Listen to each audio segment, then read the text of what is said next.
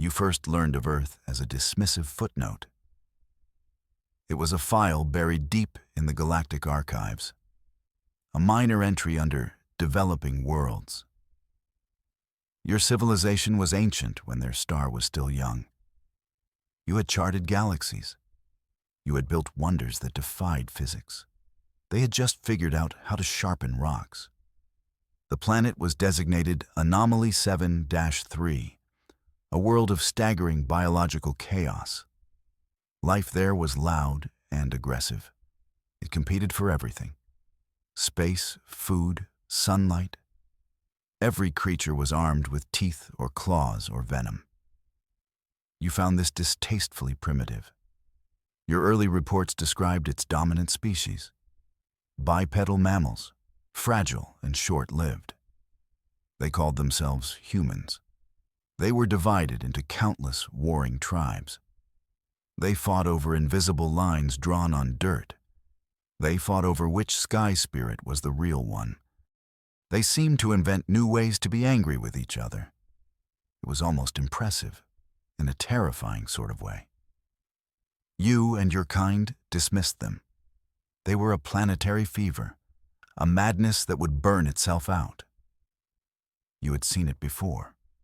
You closed the file and turned your attention to more important matters: the great energy projects in the Orion Arm, the philosophical debates with the minds of Cygnus X-1. Earth was a footnote. It would never be anything more. Their world was a churning ball of blue and green, a beautiful jewel from a distance. Up close, it was a mess. Their cities grew like fungal blooms, haphazard and unclean. Their noise polluted their own atmosphere. Their tribal conflicts were constant. Small wars erupted like skin blemishes, then faded, then flared up elsewhere. They were a self-consuming fire. You concluded they were no threat. How could they be a threat to anyone but themselves? This was your first great mistake. It would certainly not be your last. You left a single automated probe in their outer system, a simple listening post. It was a standard procedure for Class 3 developing worlds. It would monitor them for signs of atomic self-destruction, or, in the rarest of cases, signs of unified advancement. For centuries, the probe reported nothing new. The humans continued their small, pointless wars. They built their loud, dirty cities. They shouted at their sky spirits. The galaxy forgot about Anomaly 7-3. The footnote was forgotten. The file gathered stardust. Then one day, a new alert chimed. A signal from the Sol system. Not the chaotic radio waves of their primitive broadcasts. This was different. This was focused.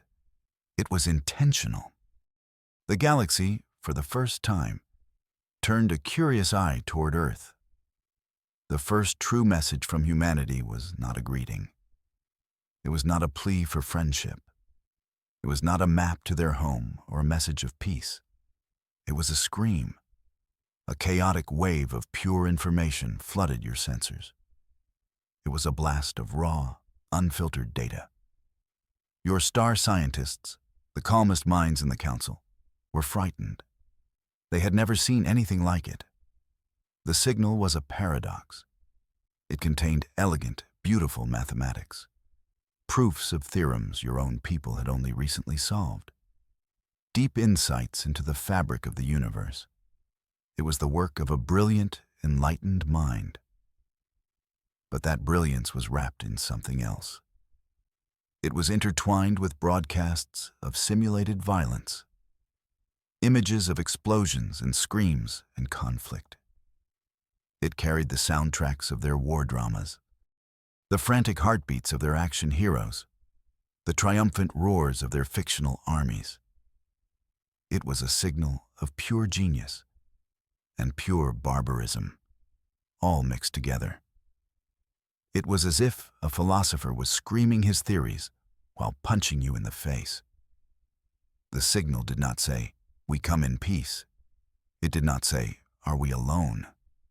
It said, in the universal language of mathematics, we are here. And it said, in the universal language of violence, we are very, very good at this. The juxtaposition was jarring. It was nonsensical. Was it a warning? A threat? A simple, thoughtless broadcast of everything they were? Your experts could not agree. They analyzed the signal for cycles. The beautiful math was a key. The ugly violence was a lock. But they did not fit together. This was your first true glimpse into their soul. A soul of profound contradiction. A species that could dream of the stars, while simultaneously perfecting new ways to turn their own planet to dust. The signal repeated. It beamed out in all directions, a chaotic pulse of intellect and aggression. For most of the galaxy, it was just noise, a strange bit of static from a forgotten corner of space. But you had seen the raw data. You were one of the few who understood. You were one of the few who began to feel the first cold touch of fear. The signal prompted a more serious investigation. You sent a new fleet of observers, not simple listening posts. These were deep-range stealth probes. They could watch, they could record, they could analyze a world without leaving a single ripple in space-time. They slipped into the human system. They settled into the orbits of their outer planets. And they began to watch their history unfold. The results were not comforting. Your probes watched their television. They watched their movies. They consumed their video games. You wanted to understand their culture, to understand the strange signal they had sent. You saw stories of hope and love and discovery. But you also saw something else. Something that chilled you to your core. You saw a species that practiced planetary destruction for entertainment. Their fiction was filled with apocalypses, alien invasions, zombie plagues, nuclear wars, asteroid impacts. In their stories, their worlds were always ending. Their cities were always crumbling. Their heroes were always fighting against impossible odds in the ruins of their civilization. They loved it. They paid money to watch simulations of their own extinction. They made heroes out of the survivors. They celebrated the grim, lone warrior walking through the ashes. What kind of species fantasizes about its own demise? Your analysts wrote a report. They titled it, "A Culture of Glorified Annihilation." They concluded that humans were not just aggressive. They were fascinated by catastrophe. They did not fear the end of the world. They actively rehearsed it. They made it their art. This was not normal. No other known species in the universe did this. Other species had art about creation, about harmony, about the beauty of the star-born dance. Humans made art about blowing it all up. Your leaders read the report. They were deeply troubled. The chaotic signal now made a little more sense. It was not a contradiction. It was a perfect summary. Your probes dug deeper. They looked past the fiction. They examined the planet's actual history. The data painted an even darker picture. You saw their world wars. You saw the atomic flashes at Hiroshima and Nagasaki. You saw the trenches, the firebombing of their own cities, the genocides, the purges. The endless, brutal march of their history was a testament to one thing. Their capacity for violence against their own kind was boundless. They did not need alien invaders to create an apocalypse. They were perfectly capable of doing it themselves. The observers issued a stark warning to the Galactic Council. The species on Anomaly 7-3 was not primitive. It was pathologically dangerous. This new understanding was terrifying. You looked at their society again, not as a collection of warring tribes, but as a single planetary-scale crucible, a forge that had been burning for millennia. It shaped them. It hardened them. It made them who they were. You realized their periods of peace were a lie. Peace for them was not a destination. It was just the pause between wars. It was the time they spent building better weapons. Their entire existence was a cycle of conflict. They fought nature. They fought disease. They fought each other. Struggle was their native state. Harmony was an alien concept. If there was no enemy to fight, they invented one. Their politics, their economics, their very social structures were built on competition, on the idea of a winner and a loser. They were a species of 1.1 billion predators, all living on the same rock, all sharpening their claws on each other. Your star science had a theory. The great filter. The idea that all life in the universe hits a wall. A point where it either transcends its primitive nature or destroys itself. You had always assumed the filter was something external. A cosmic disaster. A stellar event. Looking at humanity, you began to consider a new possibility. What if the filter was internal? What if it was a test of a species' own self-destructive tendencies? And what if humanity, against all odds, was passing the test? Not by becoming peaceful, but by becoming so good at war that they survived it. Over and over again. They weaponized everything.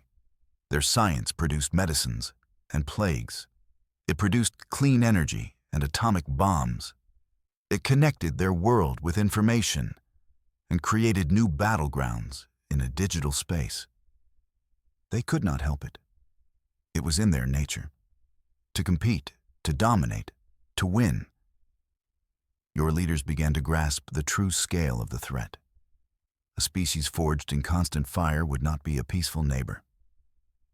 When they finally reached the stars, they would not come with open hands. They would come with clenched fists. Then you discovered the most terrifying thing of all. It was not their weapons. It was not their history. It was their minds. Each human thinks for itself. This was a concept so alien, so profoundly frightening. It took your greatest philosopher's cycles to even comprehend it. Your own species was a collective, a unified consciousness. You thought as one, acted as one. You were a symphony. Humanity was a billion screaming soloists, all playing a different song at the same time. The plague of the individual, that is what your strategists called it. A billion chaotic minds, each with its own ambitions, its own fears, its own desires, all pulling in different directions at once. How did they even function? It seemed impossible, a recipe for instant self-destruction. But somehow, it worked for them. This chaos was the source of their unpredictable genius. Their greatest weakness was also their greatest strength. You could not model them. You could not predict them. How do you predict a billion separate variables? One human might be a saint. The next might be a monster. A human leader could preach peace one day and launch an invasion the next. Their policies could change with an election. Their moods could shift with the weather. They were a storm of pure, unadulterated chaos contained in fragile biological shells. And there were billions of them, getting smarter, getting stronger, getting closer to leaving their planet. Imagine trying to negotiate with a hurricane. Imagine trying to sign a treaty with a wildfire. That is what you were facing, a force of nature. But this force could think, it could plan, it could hate, it could build starships. The horror of this realization settled over the Galactic Council. The primitive footnote from the archives was now the single greatest topic of debate. What was to be done about the humans, the chaotic children of Earth? The plague of the individual was about to be unleashed upon a sane, orderly galaxy, and you were not ready. A decision was made, a cautious one. The gentle Gideons, a species of renowned diplomats and empaths, volunteered. They argued that humanity was not lost, that they were simply young and afraid, that their aggression was a cry for help.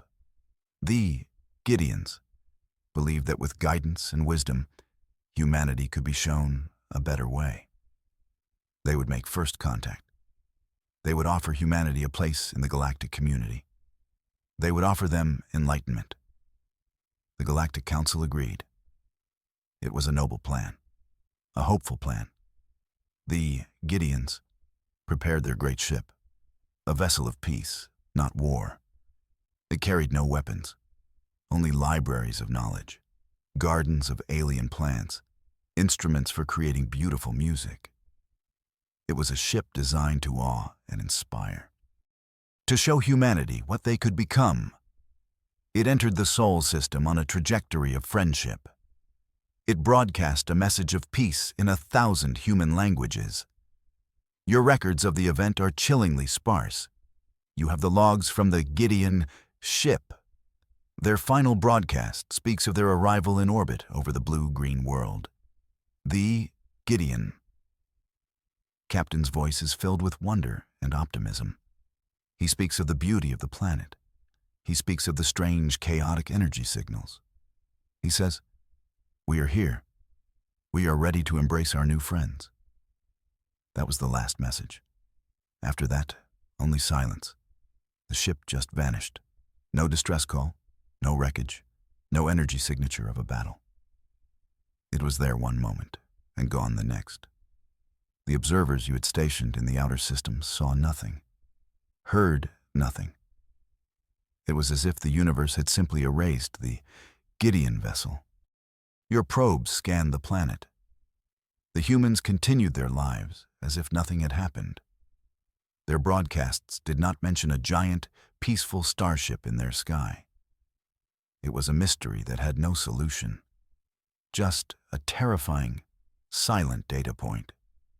First contact had gone dark, and a species of gentle philosophers was gone forever. The silence from the Sol system was more terrifying than any scream. The disappearance of the Gideons broke the Galactic Council. The debate was over. The hopeful faction was silenced. Fear took over. This was no longer a philosophical problem. It was a security threat of the highest order. The humans were not just chaotic. They were not just aggressive. They were lethally effective and utterly silent about their work.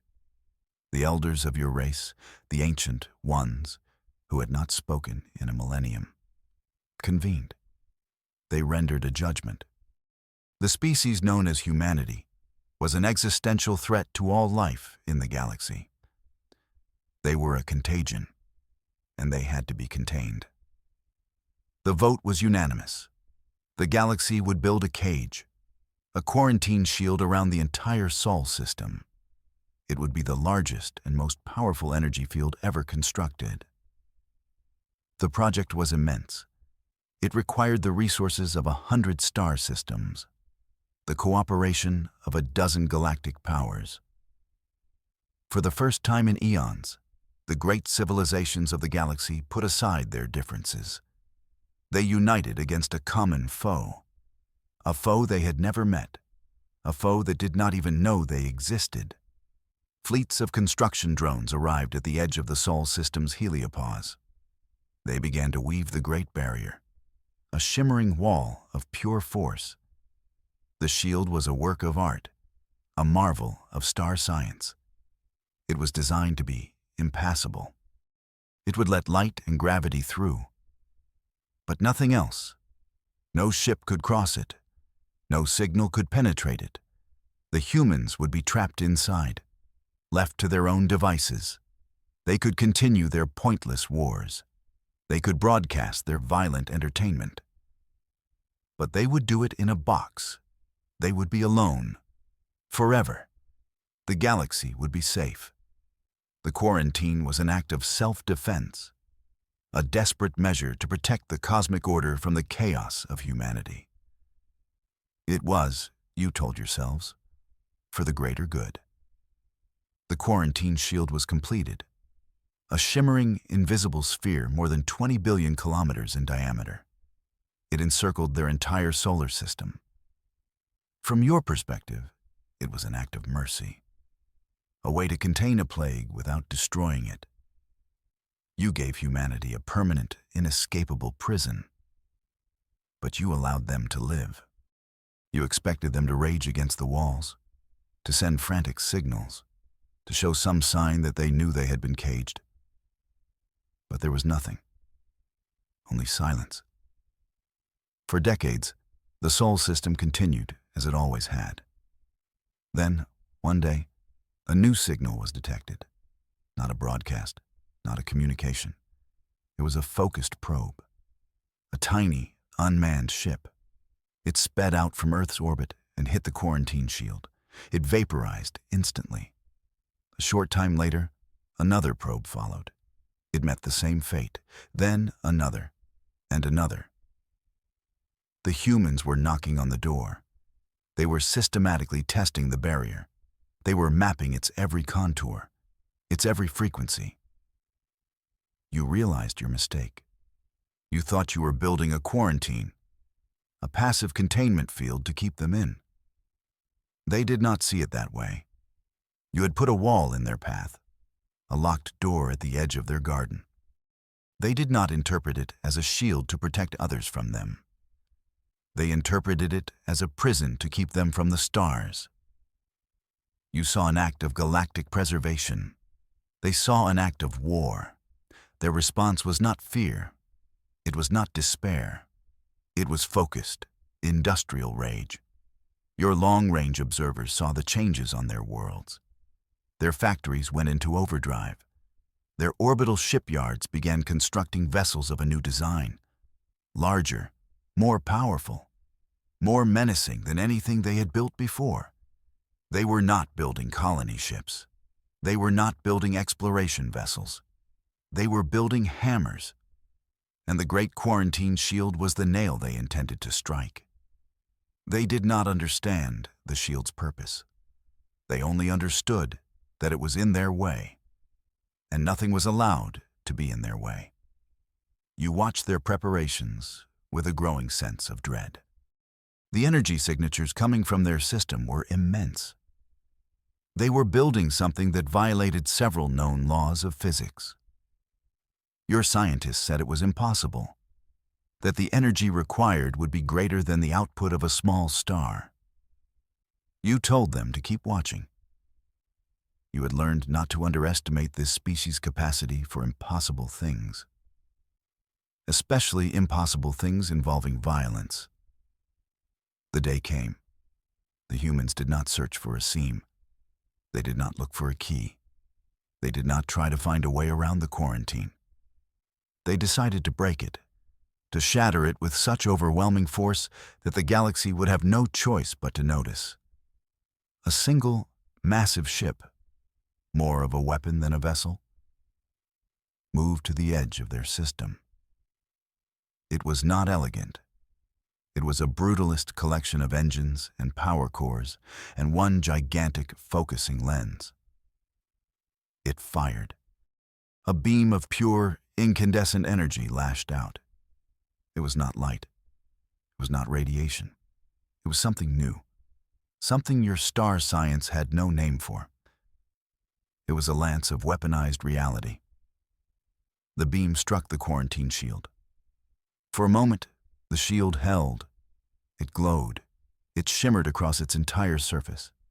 A beautiful doomed net of light cast across the void. The energy pouring into it from the human weapon was beyond comprehension.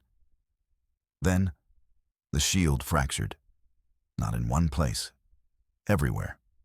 Cracks of blackness spread across the firmament, like ice breaking on a pond. Then, with a silent, terrible flash that overloaded every one of your sensors, the great barrier shattered. It dissolved into a wave of energetic shrapnel that raced outwards through the cosmos. Humanity had not picked the lock. They had blown the entire wall down. The cage was broken, and the thing inside was now free. They emerged into a galaxy that had gone utterly quiet. In the decades spent building and then breaking the shield, you had prepared. The word had spread. The systems closest to Sol were evacuated. Worlds were abandoned. Outposts were dismantled. A great silent buffer zone was created around their system. A cosmic no man's land. When the first human ships pushed past the wreckage of the shield, they found nothing. They found empty planets with cities still standing. They found automated mining rigs that had been switched off. They found star lanes with no traffic. They called out. Their old chaotic signals beamed into the void. Is anyone out there? But the galaxy held its breath. No one answered. Imagine their confusion. They had just accomplished the greatest engineering feat in their history. They had broken out of a prison they did not understand.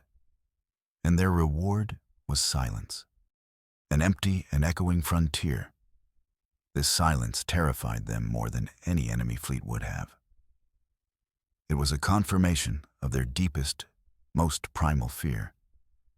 The one they had whispered about for centuries. The one that drove them to look to the stars in the first place. They were alone, or so they thought. They began to explore, cautiously at first. Then, with their usual reckless abandon, they spread out into the empty systems you had abandoned for them. They colonized the silent worlds. They restarted the dead machinery. They made the darkness their own. You watched them from a safe distance, from behind nebula clouds and in the glare of distant stars. You saw them build their new homes in the ruins of your old ones. They were efficient. They were fast. They adapted to alien environments with an ease that was unsettling. The silent galaxy you had created to contain them had become the perfect incubator. A safe, empty space for them to grow. Unchallenged, unopposed. You had not caged the monster. You had just given it a bigger territory to roam. The stories began, whispers that traveled along the secret trade routes. Rumors passed between smugglers in the dark bars of rogue asteroids. Tales told to frighten young spawn in their nursery clusters. Legends of the unstoppable horrors from the Sol system. The destroyers of the Great Barrier. The ghosts who lived in the silent systems. They became the galaxy's boogeyman. Every unexplained disappearance was blamed on them. Every ship that went missing near the buffer zone was a victim of the humans. Every strange energy reading was them, testing a new, more terrible weapon. Most of the stories were lies, exaggerations. But they were based on a core of terrifying truth. They had broken the unbreakable shield. They had silenced the Gideons. Their power was undeniable, and their silence was unnerving. The name human became a curse, a word used to scare children. Finish your nutrient paste, or the humans will get you. It was almost funny. The creatures you had once dismissed as primitive warring tribes were now the stuff of nightmares. The architects of this fear were the humans themselves, though they did not know it. Their simple searching calls of, "Is anyone out there?" became the most dreaded sound in the galaxy.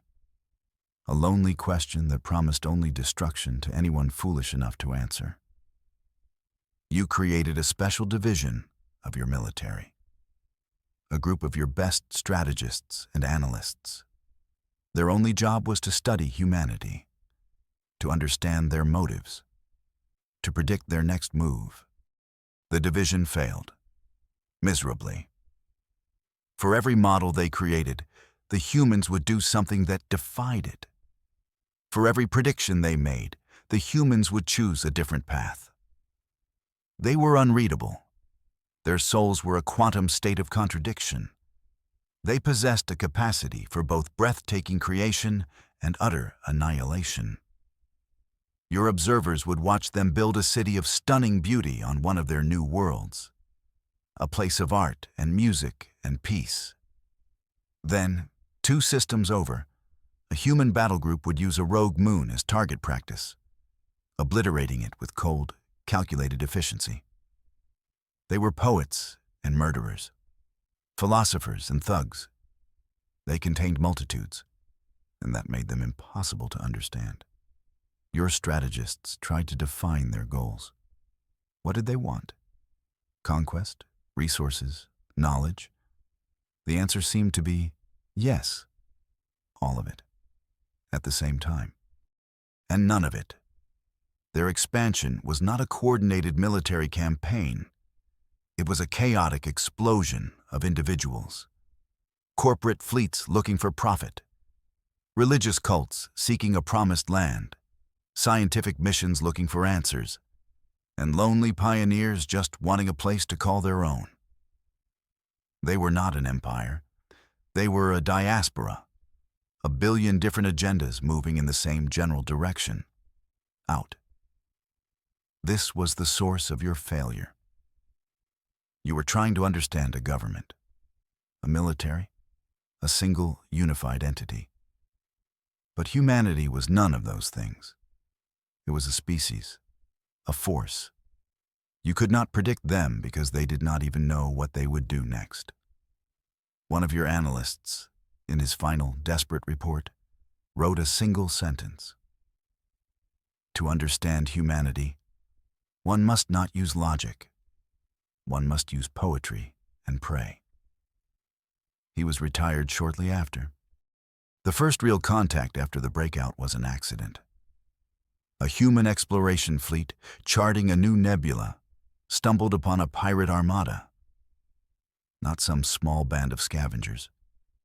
This was the Bloodied Claw Syndicate, a fleet of 200 warships that had terrorized the Outer Rim for centuries. They were the worst of the worst, vicious, cruel, and very well armed. The pirates saw the human ships. They saw their strange design, their lack of formal fleet markings. They saw easy prey. The Pirate King sent a simple message.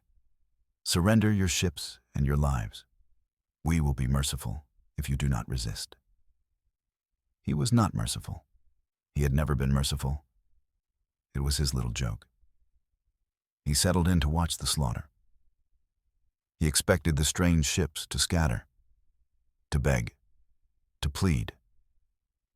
He did not expect their response.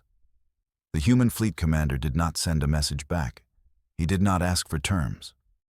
He did not hesitate. His response was a tactical maneuver so swift, so brutal, so utterly total, that your observers who witnessed it had to review the data 3 times. The human fleet reconfigured. It moved with a predatory grace that belied its blocky appearance. It did not fire warning shots. It did not try to disable the pirate ships. It systematically dismantled them. They used weapons you had never seen. Lances of gravity that twisted hulls into scrap. Drones that swarmed like angry insects, eating through armor. Pinpoint energy blasts that vaporized command decks. In less than 10 minutes, the Bloodied Claw Syndicate ceased to exist. 200 warships were reduced to a cloud of expanding, inert debris. The human fleet did not even slow down. They flew through the wreckage field and continued on their mission to chart the nebula, as if swatting a fly. The pirates had not been defeated. They had been erased. A problem that had been solved with overwhelming and permanent prejudice.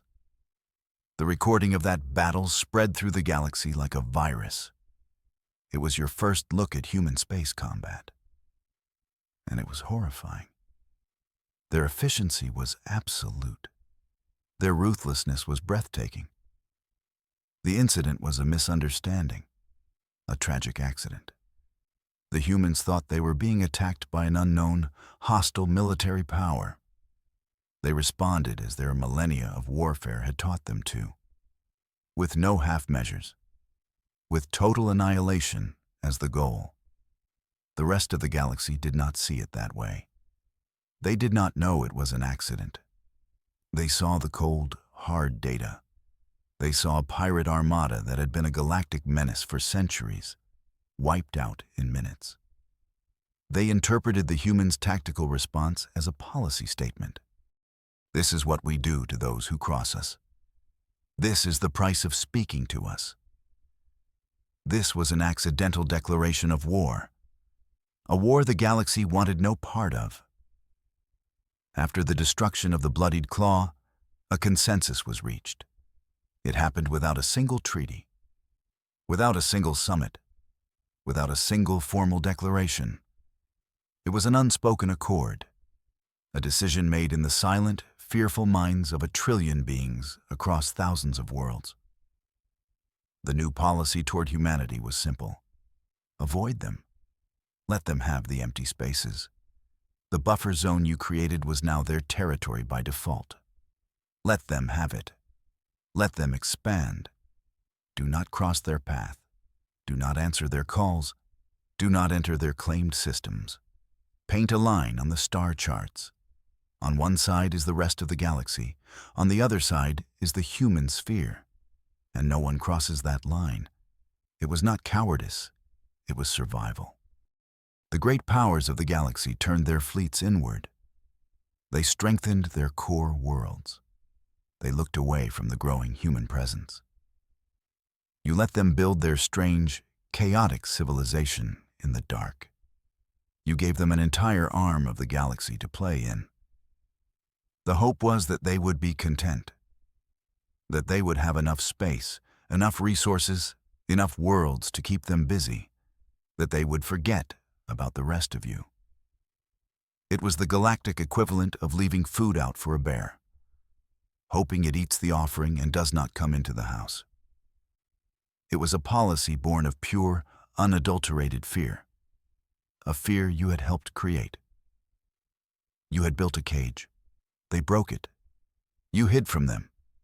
They grew stronger in the silence. You showed them a monster, and they had shown you that they were so much worse. The unspoken accord held. The galaxy was quiet, and humanity was left alone. And so you watch them now. From the deepest shadows of the cosmos, through powerful, hidden observatories, you see their lights spreading from star to star, a web of trade and travel and communication. Their civilization is vibrant. It is loud. It is full of art and science and conflict. It is utterly and beautifully human. They are still searching, still calling out into the void. Is anyone out there? Their calls are more hopeful now, less tinged with the fear of being alone. They have found a universe full of wonders, and they think it is all for them. They do not know that they are the reason the nursery is empty. They do not know that they are the apex predator in a galaxy that is hiding from them. They are the boogeyman. They just do not know it yet. You listen to their lonely, searching calls, and now you understand. You know why the ancient empires are silent. You know why the great races keep to their core worlds.